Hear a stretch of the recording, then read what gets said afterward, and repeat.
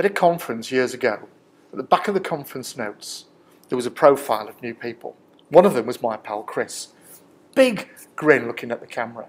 And underneath it said, "This is Chris, and his hobby is boating. And in partnership with a friend of his, he owns a small boat and can be found at weekends between England and France looking for one or the other." I don't remember anything else about the conference. But I did also start thinking the CV could do more, but not if we treat it the normal way. It's a marketing document. And you've got to feel happy with what I'm saying here so that you can tailor it and use it. On that basis, I love my little phrase, expert frameworks, because you can take it, tell it, you own it, because you know why it works, not just how it works. So let's get on with breaking the rules and upsetting the HR folk, criminal use. I'll take you through this and deconstruct it in a minute. If you're going to use humour, a word of warning, it must be built in. Very dangerous. And if you're not happy, hey, leave it out. It's an expert framework. It's what you do. One rule though, the only crime in marketing is to be ignored. And the really useful thing is, people still buy people. You've got a problem, haven't you? Because you want to say you can do all these things, or these are the stuff we can do, without being seen to be arrogant. How are you going to manage those two apparently conflicting things? Let me show you. Let me deconstruct it. So, first of all, do I know them or like them is going to be an important part of whether I decide to do something with this CV. So, you want to smile. Not the corporate smirk of someone sitting at a desk, looking up quizzically. The desk is clean, and just over their left shoulder, in focus, is a photograph of their certificate in budgie polishing. The next thing is their values like these, real values, not digital word bites. Now, a problem we've got with Americans and us. America, these are the objectives, these are the goals, this is the vision, we must fix this. Don't bring me problems, bring me solutions. Great. Here, we like problems because we're really good at solving them. That's why the inventors come from here, and from most of Europe as well. So in fact, the right-hand side has more juice and shouldn't just be the yang to the left-hand side yin. It's not your job to say how good you are. It's somebody else's. Juicy quotes, what they really said. Now, they now know and like you. And this is the result. We did some measurements.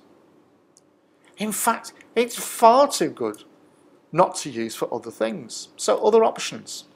If this is an A4 document, you could put an A5 compliment slip on the front with something like, "I thought you might like a copy of this. I've highlighted the bits that I thought you might be particularly interested in." I ran a workshop for bankers. On the Monday was for the bankers themselves, and on the Wednesday was for 250 of their clients.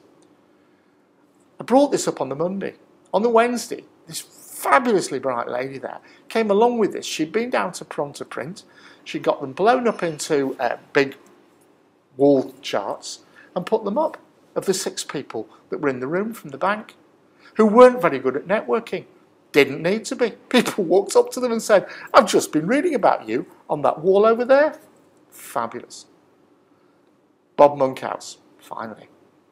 I studied comedians, not to learn to tell jokes, but to try and get methods of helping people understand, making the penny drop.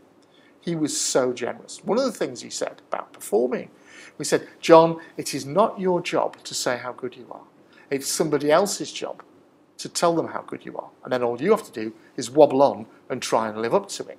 That's good. Now, on the back of what he had as a CV, with some great lines and quotes on it, on the back he said, "Turn it over and read it." And in red it said, "If you use any words like, 'Bob told me to say this,' or 'this is the piece of paper Bob gave me,' I will bugger off and you'll be on your own."